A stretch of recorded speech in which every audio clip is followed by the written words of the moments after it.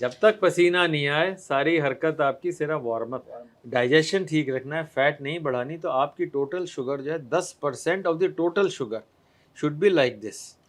पूरे जितनी कैलोरी है उससे ज़्यादा 10% से ज़्यादा शुगर नहीं होनी चाहिए। एसिड का काम है स्टमक में रहना, क्योंकि स्टमक में एसिड नहीं होगा तो खाना आपका पचेगा नहीं। खाने को तोड़ने के लिए, मॉर्सल्स को छोटा छोटा बनाने के लिए एसिड ज़रूरी है। पर वो एसिड अगर यहाँ आ गया तो जलन करेगा। वो एरिया बना ही नहीं था एसिड के लिए। हम बुला लेते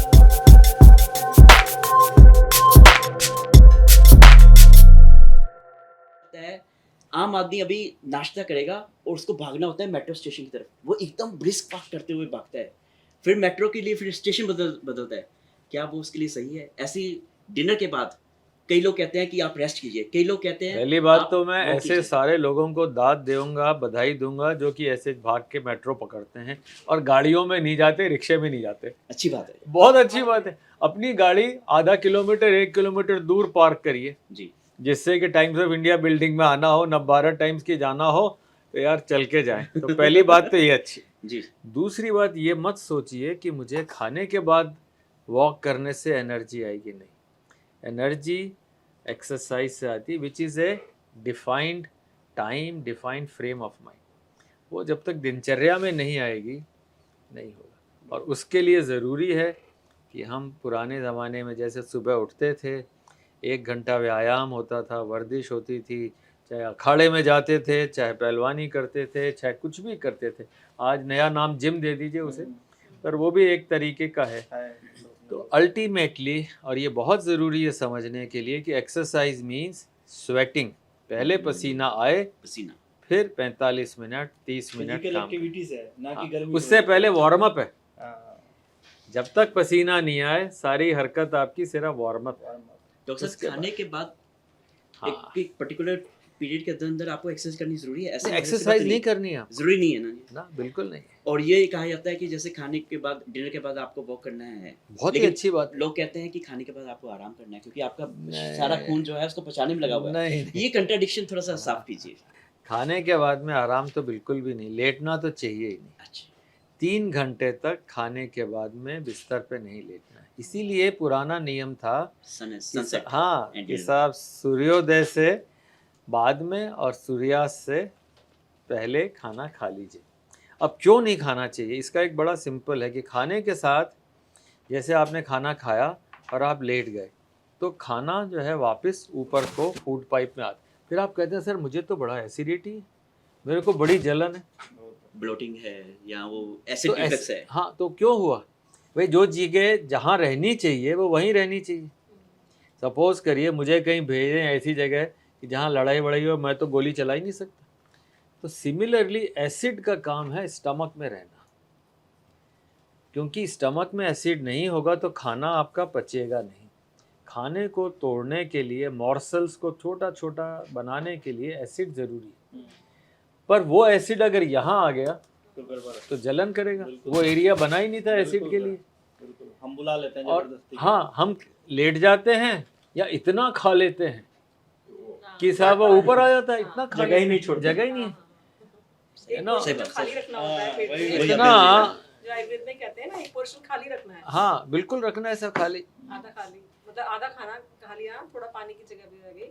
नहीं, पानी की जगह बिल्कुल नहीं पानी रखनी। नहीं, पानी नहीं। हाँ। क्यों नहीं पीना है पानी? पानी का इसलिए नहीं पानी पीना, वाला भी खाना इसलिए देर के नहीं बाद पीना कि खाना अगर आप खाते हैं ना, सॉलिड फूड को स्टमक में 3 घंटे लगते हैं। वो लगता रहता है, बता स्टमक बेचारा तोड़ता। इतनी बड़ी आपने बाइट खाई, आपने सेब खा चबाया लिया, भी नहीं। चबाया भी नहीं चबाया भी नहीं। वो पुराने जमाने में दांत था, होते नहीं। पेट में दांत होते नहीं। हाथ में सही दांत बात है। वो पहले वो कहते थे ना दादाजी, भाई कितने दांत हैं? 32। हाँ, तो 32 बार चबाओ, हाँ। है ना। वो हाँ, खत्म ही बिल्कुल हो सर। गया।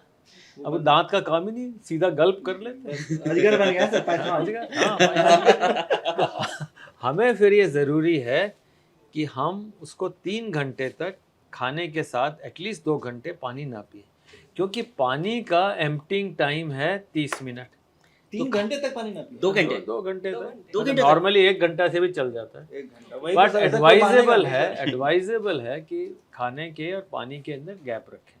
कोई भी लिक्विड, हाँ। आप लिक्विड लेंगे तो वो साथ में अनडाइजेस्टेड खाना अंदर ले जाएगा, तो खाना आपका बचा ही नहीं, और फिर वो काम जो स्टमक का है वो आते अरे करेंगे। भात दाल मान ली कहीं खाना, दाल में भी लिक्विड है। हाँ, हाँ, कुछ तो जगह जरा छाछ सा, भी लेते हैं साथ में। पर आप अगर क्वांटिटी इतनी लेंगे हाँ, जाते हैं। तो वो आपका सॉलिड दो- फूड अंदर ले जाएगी। सर कुछ जगह जैसे छाछ हो जाती है। हाँ, इस हाँ, टाइप का वो पहले ले लीजिए। आइडियली आप देखें फॉरेनर्स को जनरली वो ऑरेंज जूस लेते हैं। तो जैसे आपने सुबह आपने कहीं ब्रेकफास्ट देखा हो या कोई अमेरिकन या फॉरेनर, वो पहले ऑरेंज जूस पीते हैं, तो उसके थोड़ी देर बाद खाते हैं। अच्छा, उसके भी फ़ायदे हैं ऑरेंज जूस के। अगर आपने ऑरेंज जूस लिया तो जो आयरन आपके फूड में है वो सिर्फ 10% नॉर्मली एब्जॉर्ब होता है। आपने ऑरेंज जूस लिया या लेमन डाल दिया तो 30% एब्जॉर्ब हो जाता है। ऑरेंज जूस या तो- लेमन की वजह से। तो अगर हम, इसमें बड़ी साइंस है कि ये जो मीडियम है थोड़ा 30% एसिडिक, बताया ना सर। 10% से 30% आयरन, वही खाना खाया आपने, वही पालक लिया या वही चीज़ ली, पर उसका आयरन वैसे ही निकल जाता है अगर आपने थोड़ा सा उसमें नींबू या ये आपने, अब अगर किसी ने उसी आइटम में नींबू डाल दिया, हाँ, बिल्कुल सही है। हाँ, बिल्कुल सही है, मान लिया तो हमने कोई बुराई पालक में नहीं। डाल के भाई, खाया। हम लोग के पास कहाँ इतना पैसा ऑरेंज जूस खरीदते हाँ। रहे, फ्रेश ऑरेंज लाएं और वो सही फ्रेश बात है, ऑरेंज सही लेकर जाएं। सही वो बात तो आप, और वो टिन वाला कभी लेना नहीं, क्योंकि उसके अंदर बहुत सारे, विटामिन सी की वजह से। नहीं, विटामिन सी और ऑरेंज के बहुत और फायदे हैं। इट्स अ वेरी गुड नहीं, फ्रूट। मुझे लेकिन लगा सर, आंवला भी ऑरेंज हो में- सकता है। हाँ, विटामिन सी के कारण भी है, पर एसिडिक मीडियम बन जाता लेकिन है। सर अगर ऑरेंज लेंगे उसमें मीठा भी होता है, तो वो शुगर स्पाइक्स की आजकल बहुत बात बिल्कुल होती है, तो बिल्कुल। वो एक थोड़ा सा अगर आपने दिन में 5 ऑरेंज खा लिए तो आप पूरे दिन शुगर नहीं ले सकते। ये WHO की गाइडलाइंस हैं कि आपके आपका शुगर इंटेक का कोटा पूरा हो गया। कोटा पूरा हो गया। आपने बिल्कुल सही कहा कि आपको दांत सही रखने हैं या आपको अपना जो डाइजेशन ठीक रखना है, फैट नहीं बढ़ानी, तो आपकी टोटल शुगर जो है 10% of the total sugar should be like this.